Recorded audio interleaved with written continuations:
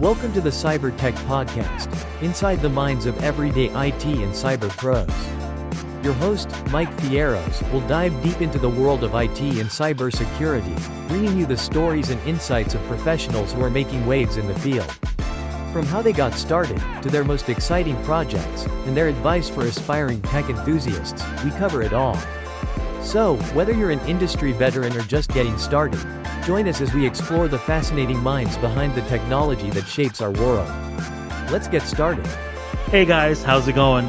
Mike again, CyberTech Podcast, inside the minds of everyday IT and cyber pros. Before we dive into today's episode, here's a quick update on everything happening with the AspireByte platform, our educational storytelling-driven technology platform built to help break into, grow, and thrive within the worlds of IT services, cybersecurity, information security, and the tech industry as a whole. Whether you're an aspiring professional, career changer, educator, or current tech pro, subscribe to the AspireByte's YouTube channel where we share full episodes, clips, and tech-focused content. And while you're there, like and share the videos to help spread the word. You can also listen to every episode of the CyberTech Podcast on Spotify. If you've been enjoying this show, give us a 5-star rating, drop a quick comment, and share it with others. It helps us reach more people, keeps the mission going. Thank you for everyone who's already done that as well. And also, update on the AspireByte merch shop.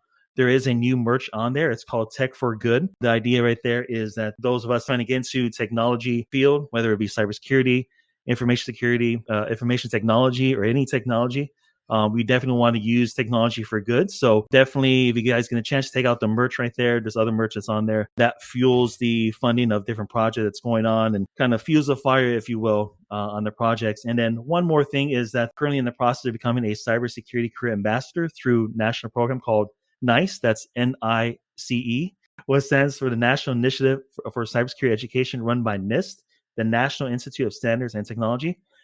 In plain terms, this means I'll be working alongside others across the country to help guide students, teachers, and career changers into the cybersecurity world using a career roadmap that shows people what kinds of jobs exist, what skills are needed, and how to get started. And honestly, this lines up perfectly what I'm already doing with the AspireByte and the CyberTech Podcast as well, helping folks break into tech. So looking forward to that and helping people get into technology and whatnot. Let's go into the episode now, episode number 21. This gentleman I have right here, I've been talking to him back and forth on LinkedIn. He comes out of San Antonio, Texas as well. The gentleman I want to introduce you guys is Dirce Hernandez. He's a cyber infosec and GRC leader, and he's also a member of Raices Cyber Org. How's it going, Dirce? How you doing, Mike? Thanks for having me. Yeah, no, thanks, man. I'm doing good. It's staying hot over here in Arizona, but no, man, I appreciate coming on the podcast.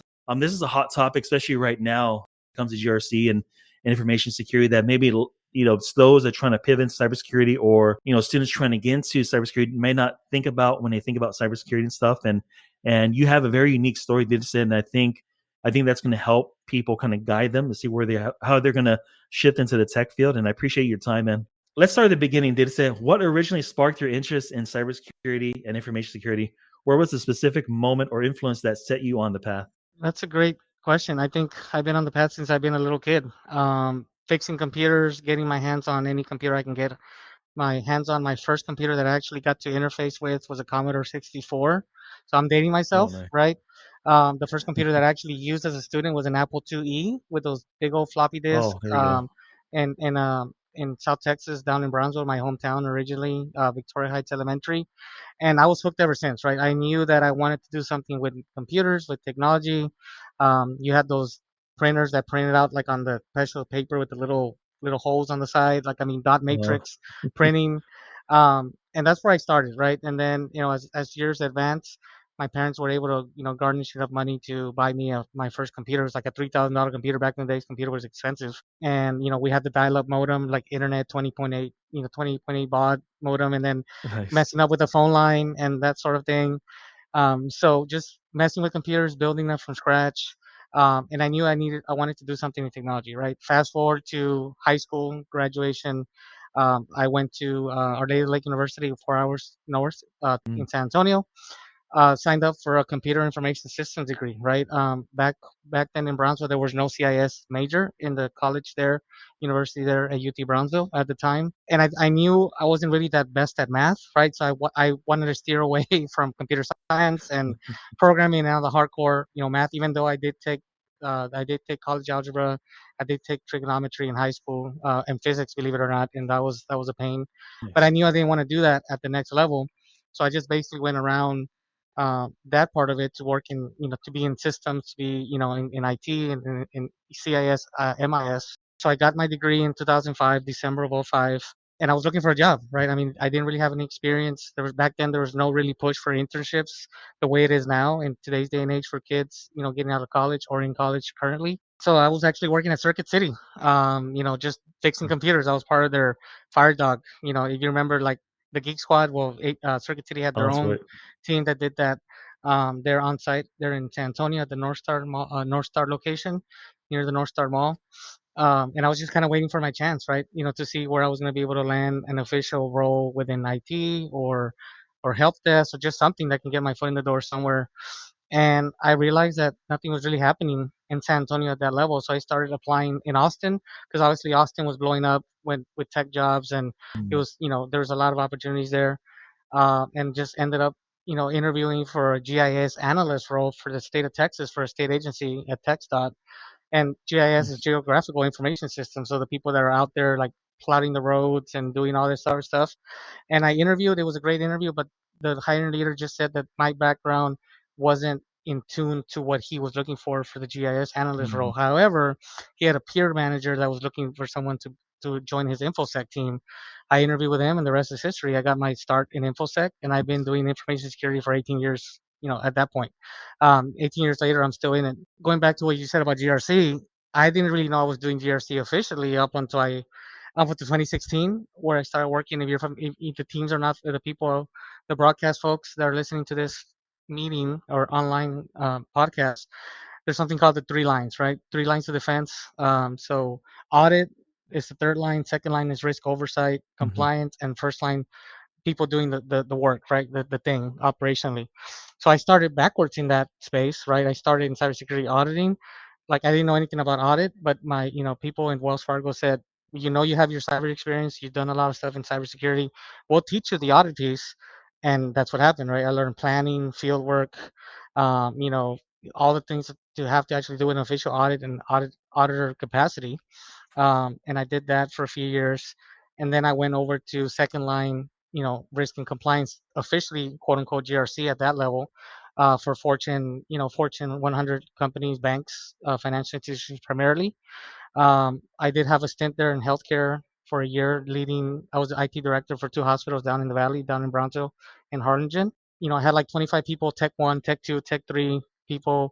It was a 24/7 shop, so we had techs in India, abroad as well for a 24/7 coverage. So I kind of stepped away from GRC for that one year and then came back into the fold again at USAA, companies like USAA, Northwestern Mutual. And currently I'm in healthcare again, doing security risk Nice. assessments all day, every day, right?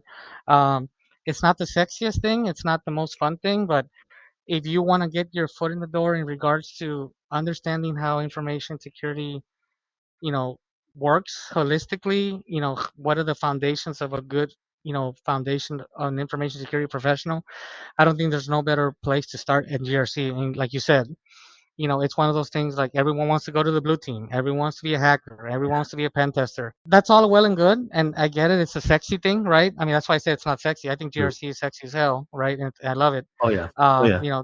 And definitely not, trying to undermine, my current role and the roles that I've done in that space. But I'm just kind of putting a full picture together because unfortunately, the stigma of GRC is like, nobody wants to do that. It's boring. It's not the cool thing to do. But people need to understand that the reason why we get paid, the reason why the lights are kept on, is because of GRC, right? To keep in Yeah. compliance with regulatory standards, and to make sure that the risk is kept to an acceptable level, right? Think risk appetite, risk exposure, risk tolerance. Nobody really thinks about that, right? And then everyone just Mhm. walks around, saying I took a risk-based approach, and you ask them, what does that even mean? They're just having a deer in the headlights look. Well, I just know I was supposed to say Yeah. that, or somebody told me to say that, but they don't even know what they're talking about. That's where GRC really does come in, right? And understand what exactly do you mean by taking a risk-based approach? Are you familiar with the entirety from the strategic side of it in the regards to what the business is doing, what's their crown jewels, what's the most important thing for the organization, and put it all together and say, okay, how can I, in my current capacity and role, help that, right? Whether it's cybersecurity, red teaming, blue teaming, pen testing, disaster recovery, BCDR, whatever you're in, that it all kind of plays into GRC some way somehow. So yeah, that's kind of some of the background, right? And then throughout the years, learn how to become a better risk assessor, become a better Mm. compliance analyst. Keeping tabs with all the latest and greatest regulations, being in the room with regulators, talking to regulators one on one, right? Understanding where they're coming from, what's important to them, and at the same time Mm. keeping the lights on for the organization you're serving, but also make sure you are far away from audit findings and MRAs and MRIAs, and I'm not even going to say what those mean, but those are listening that know that would know that's something that you don't want to be part of, or try to stay away as much as you can, because obviously there's some risk there just operationally from the organization perspective. Mm. But that's where GRC is really critical. So I tell your audience, if they really want to get into information security, it would behoove them to understand the controls that are associated with the areas that they're interested in, what controls are in that space, how you're going to be able to quantify, solidify those controls, think about ways to, risk assess that environment, just put your auditor hat on, things what an auditor would look like, things they would, want to check for.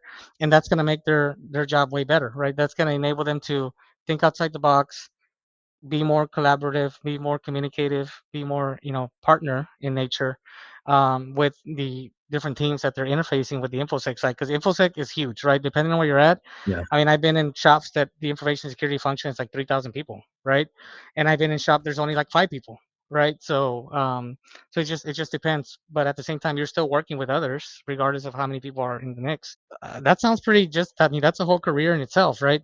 And people that want to go into infosec and cyber, they're going to be very well suited if they know that stuff and they can speak to that in an interview for even a deep blue team role or a red team role. um, like I said, I had an epiphany like 4 years ago now, 3 years ago now, at the Texas Cyber Mm. Summit in Austin. They're doing it again this year. They didn't do it last year, but literally like the most hacker guy, like Mr. Robot hoodie with the stickers with the little unicorn hat on and stuff. Like, I mean, he was giving a talk, and he literally went up to the front, and the first thing he said, that when he was going through what he did, and he actually just goes off to the left field and says, but whatever you do, make sure it's documented in the risk register and you have your leadership approval. And I had like a little tear down around my face, right? Mm. Because you never see that. I Uh, never seen that before. Like a that's hacker, true. the most hacker guy, talking about risk and talking about GRC enablement for his role and what he needs to do. But that's where we come. Like that's 2023. Like that's the new day and age, Mm. and all that. But that's why you're right. GRC is really critical. It's important, and like I said, it might not be the most fun thing or sexy thing or whatever you want to call it, but it's definitely a big deal for sure. You mentioned, for those listening that are students right now, whether in high school or college, this is something, like anybody, like most of the audience, like love to get to blue team, especially pen testing, like you mentioned before the recording, and you mentioned before it's very sexy, right? So, but I've had a bunch of people, and I think those technical aspects and the high view of how does GRC fit in information security, and how do the teams work in conjunction with IT, cybersecurity? Maybe there's a developer team, maybe there's an engineering team, and communication between the teams and being on the same page. And we're all on the Mhm. same team: IT, cybersecurity, information, GRC, developers, engineering. We're all in the same team on the same boat. And effective communication is such a, man, I can't stress that enough. It's such a, we're going to clash one or another, right? But to learn how to not only deal with the users or the clients, but also as a team in general, how do we work and be on the same page? And that's our goal, is to protect our organizations and our clients. And that's one thing that, for those listening that want to get into the tech field, whatever it may be, if you want to be a developer, GRC, cybersecurity, IT, network administration, you got to make sure you are a team player. Because I've had jobs where there's no one on help desk, and I work in project management and say, hey, Mike, can you help out Eric on help desk team? Then you have to run to the help desk team, help him out a little bit. Yeah. Maybe there's a couple guys out in the engineering team, and they need to pull cables, and I work on the GRC team. Oh, And let me guess go get what? my You're gonna go pull slicer. cables. Yep. Yeah, You gotta and roll up be your ready for you that gotta for sure, roll up your sleeves and for do whatever sure, it takes, right? Especially if they don't have enough for folks, sure. resources. Oh yeah, For structured environments like Fortune 6 companies and oh things yeah, like that, Fortune 10, I don't think that's gonna happen too many times. But I mean I have servant leadership in me, right? That's my leadership style. So hmm, if I have a way to help them, and I'm not trying to overstep and step on anyone's toes and do their for sure. job, but if I can facilitate the communication, if I can ask people they need to do this, and from an SRO perspective or risk GRC Hmm. perspective, this is what we want to see. I'm going to communicate that. Whether it's done, that's a whole Cool. other story. But at least when I say, "Oh, I can help you and I can do this for you," but you have to drive the work, right? Because at the end of the Hmm. day, they have their things, we have our things. Um, True. but just to have that level of communication back and forth, and showing that you're there to partner, that's going to go a long way, and it gets you in a good light, in a good spot. Because then if it's seen the other way around, they're not going to want to talk to you. They're going to feel like you're Yeah. just going to be derailing their work or just blocking them. And then at the end that just falls apart, right? It's just going to be bad True. juju all around. So that's where people say the soft skills, right? I hear soft skills all the time. Yeah. That's the soft skills. That's the most important thing. If you cannot For sure. partner, if you cannot communicate, I don't care if you're cyber IT, it's not going to work, right? You need to have all that because there's so many Hmm. different teams, so many divisions, departments doing all that work and communicating back and forth that just come with it, right? And then GRC is True. kind of the perfect reflection of how that would look like operationally, right? Mm. Tangibly. Um, Hmm. so yeah, I mean, for those, I'm glad hopefully your students start picking up on that and realizing what's the importance of GRC. Look at GRC related roles, analyst roles in GRC, and that's a good start, right? Just because they do that and they gets their foot in the door doesn't mean they have to do that their whole career, right? They can pivot. They can, True. if if hacking is their passion, if red teaming is their passion, they'll be able to find a way how to move around that, right? And they can impress their leaders that they're working for and also partnering with to maybe get an opportunity for another team in the future, right? And move up within the company and then get placed in another role that's gonna be more, better for them. Data set for middle school or high school, even college teachers that teach technology, like STEM type programs. Teachers trying to introduce cybersecurity concepts. Where should they start? I know I've run into some teachers, whether networking in LinkedIn or locally here in Arizona, that they have a passion to teach either cybersecurity or IT, hmm anything in the tech field. Where should that teacher or I professor start? I'll give you a name, and the reason I say that is because I really look up to this person because Mhm. he's involved with middle school, high school. He just spoke at B-Sides here in San Antonio. I gave a talk myself a couple weeks ago, a couple months Nice. ago, and he's really into that K to 12 market, right? And Mm, they have so many different things happening. They have something called Cyber Patriot. They have a team. mm, They have Capture the Flags. They have a meetup that he gets put together with the students, and they do projects. They do training. They do red teaming engagements. They do things for like nonprofits or cybersecurity resources. And these are kids in middle school. I mean, we didn't have that when I was in middle school. That like, yeah, geez Louise, right? So yeah, I would definitely tell those teachers in those areas to look at the market locally to see what's available from a cyber patriot perspective, mm, from a you know nonprofit collaborative with the district or the school districts in the area. Get plugged in. But Frederick, if they can follow Frederick Hall, in LinkedIn. I mean, that guy is basically he's synonymous with how cybersecurity at the K to 12 level should look like, operationalized, partner wise, enablement resources wise. It's great. I mean, I'm in awe of mm, what this guy does with the at least with the very little funding that they get at that level. But he's all over the place. yeah, I mean, when they had the Uvalde shooting, they went over there. They did a capture the flag for those students mm, in Uvalde. They had the Cyber Patriot teams come out here to San Antonio. I think they even took them to see the Spurs to meet up with Spurs players. It was pretty cool. I mean, it was nice. it was nice, all the stuff that they did for those kids. And a lot of it is something that he does on his own, right? I mean, I don't think he's getting paid too much or even anything at all. Just come out of his goodness of his heart. So I would Nice. definitely look up Frederick Hall on LinkedIn, see all the things that he's doing, and I have a feeling that all the stuff that he's doing here in Texas locally, some of those things might be able to be existing in the Yuma area or anywhere else where your Mm, audience lives, for those people that are working in academics, in the K to 12 sector, to leverage that. Right now, CISA and the FEMA have a cybersecurity grant out there. I posted on LinkedIn and I shared it to my South Texas College, friends over here in McAllen, 4 hours south of us, an hour away from Brownsville, my hometown. They have a deadline to submit, for a grant and the cybersecurity grant to get monies for any state agency, any state local, resource, Nice. including schools, right? Including community colleges.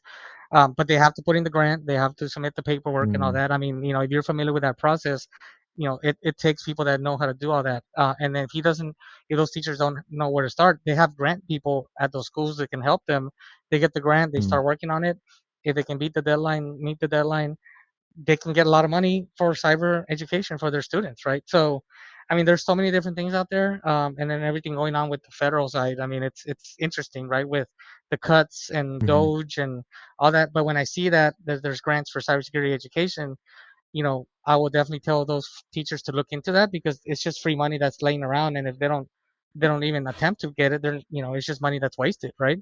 True. So there's a lot of that, and I can share the link on LinkedIn to you so you can have it and you can shoot it out to to the membership For sure. for AspireByte. Yeah. I think the deadline is the 15th for the grant proposal, so they still have a little time. They Nice. really want to get in on that money. But that's what I'll recommend for K to 12 teachers that are teaching their kids. But I mean, it's like I said. I mean, I'm dating myself. When I was in elementary, we had keyboarding, right? The class was actually called keyboarding. Oh yeah, Now we I did hear too. that Yeah. I hear kids in elementary teaching they're getting Python classes, man. I mean, Yeah. that's where it's changed, right? So I would Hmm. hope that the kids in high school at least have basic programming, basic IT, AI literacy. I mean, now some people are doing AI literacy in their high schools, which is awesome. We need that because I mean, they said that if you don't have AI literacy, they won't even look for you for jobs, right? Or give Yeah. you the chance to apply. Which I'm still on the fence on, but I think it's gonna eventually get there. So might as well get in ahead of the curve, get in front of that instead of being pushing the wave against that. So yeah, that would be the advice there for teachers in that space. You mentioned AI. AI is just going in every sector of our lives, especially professionally. And local school I went here in Arizona, they're already like teaching these kids how to use kind of AI responsibly, and whatnot. And like I had a student talk to me, telling me, yeah, I am using ChatGPT kind of like structure my course to get into IT. Learning the basics, what classes I need, and it gives me suggestions, and I'm fleshing it out. And I'm like, I told a student, I was like, man, I wasn't even thinking about that stuff when I was in high school. That was a whole different world back then. But Yeah. you're to your point, they said like, yeah, it's for us that went to schools, particularly like in the mid late '90s, early 2000s. It was a whole different world, and I had a computer keyboarding class, and eventually computer class. But there's so many resources out there, and for the teachers looking for resources, like Did said, I'll get that link from you, Did, and I'll put it on the podcast show notes. But that those grants, man, they come a long way when it comes to funding. And a lot of these teachers that listen to this particular podcast, I know other podcasts as well, they're just starving and hungry to. They have the passion just to teach it, and getting the resources behind that is going to be like really, really important. You're part of Raíces Cyber. Tell us about the mission behind the organization and how it supports underrepresented communities in cybersecurity. Yeah, Rice Cyber.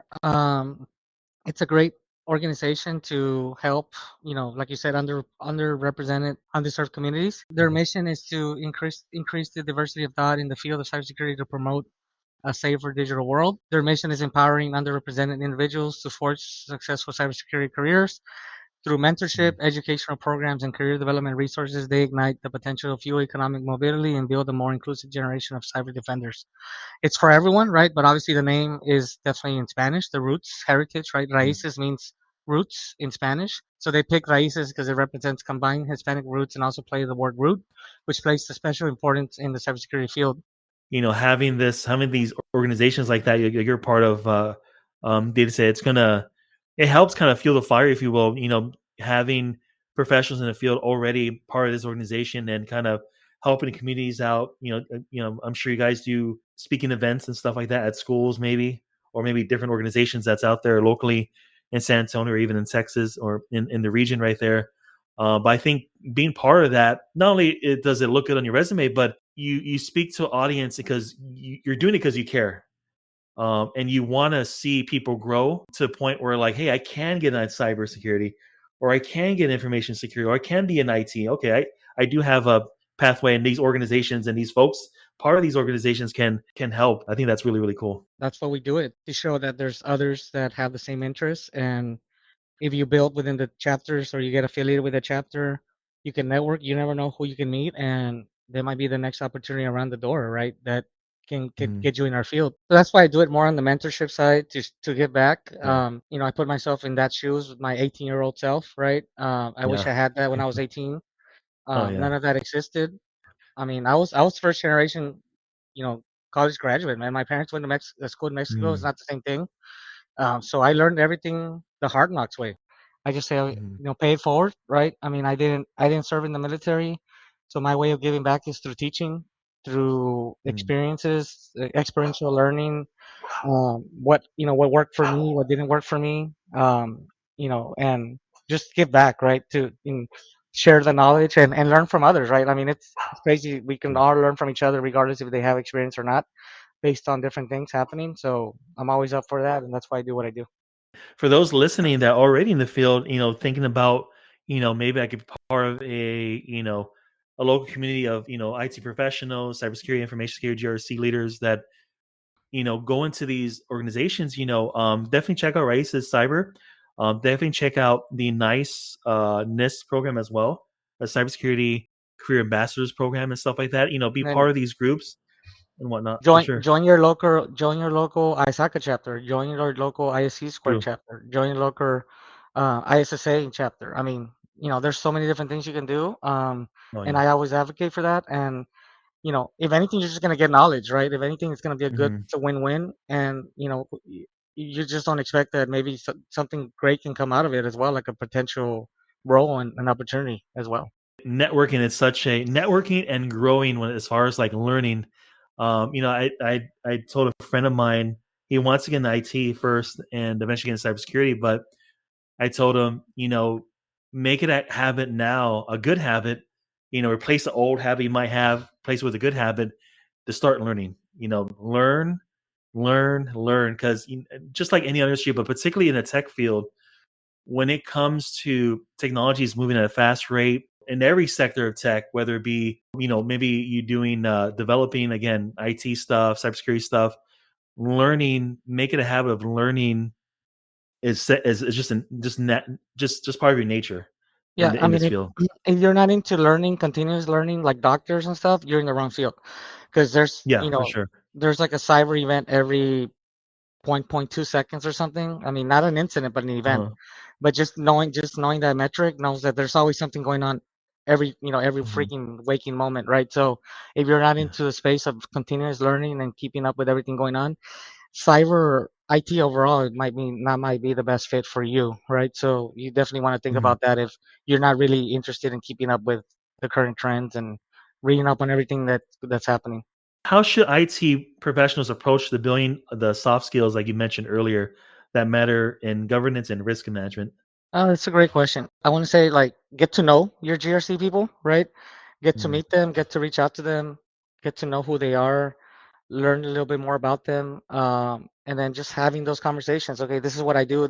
I'm in charge of the servers, or I'm in charge of this data center, or I'm doing this upkeep, or I'm doing, I'm in charge of bringing stuff online on a DR exercise or something. This is what I do on a day to day. Mm. Can you tell me, from your perspective, what are the things I should keep track of, right? From a GRC lens, what would you want me to make sure I'm on top of it? And you get to learn what they do, but they also tell you what they want to look out from their perspective as well. Mm. And then you get to know them. You get to have that partnership, and you get to either develop that good relationship with those teams.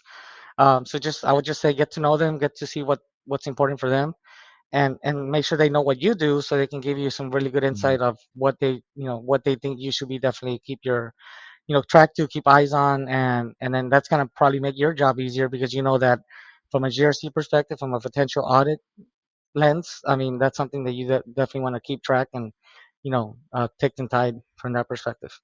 That's awesome. That's really good information, and especially like you mentioned, bridging the gap, bridging that, building that bridge between teams and whatnot. If you had to recommend one thing listeners should do this week, level up their cybersecurity mindset, what would that be? That's a great question. Learn what you need to learn, right? Knowledge Mm, and skill based on the things you're doing, right? If you're studying for a certification, go all in and make sure you're holding yourself accountable. You have a test date in mind, so you can kind of hold yourself accountable to get all the content in your head, study, ready to go to pass that thing, right? If you're just kind of mm, looking out there, also put yourself into a position of, okay, I'm learning all these things, but what can I actually do to operationalize this? So certifications is one thing, but also have like a portfolio, like a GitHub portfolio. Start a project, mm, start coding, and then have that out there. Put that on a resume, because I seen leaders say I'm interviewing someone that has 10 certs, but when you ask them a question, they can't even answer the question, right? So real experience through portfolios, through projects goes a long way. Aside from having the 10 certs, I heard mm, leaders will hire, will look at hiring someone that has the portfolio, has that, they set up their own labs, they do all this stuff on their own with no certs, right? Or maybe one, and instead of someone that has 10 with really nothing to show for those 10, right? So mm, put yourself in that roadmap, hold yourself accountable, skill up, and train, but also have a time perspective, because it's not gonna be a forever, right? You have to, have some sort of, hard date, due date to finish that training and move on to the next thing, and then mm. operationalize something tangible, whether it's a certification or a GitHub project to fruition to completion. I would do that, focus on that, and continue to move forward, right? And if you're studying, also, if you're in school, also make sure that's taken care of, right? Because you do want to end up passing the class and getting the paper and all that. But it's all these different things happening all at the same time, right? Everything, all everything, everywhere, all at once. So it's good to kind of just compartmentalize and understand what you can do to just not go crazy, right? Keep saying, keep the sanity checks going on the things Oh you're yeah, looking at, and not overwhelm yourself, because you can burn out fast, right?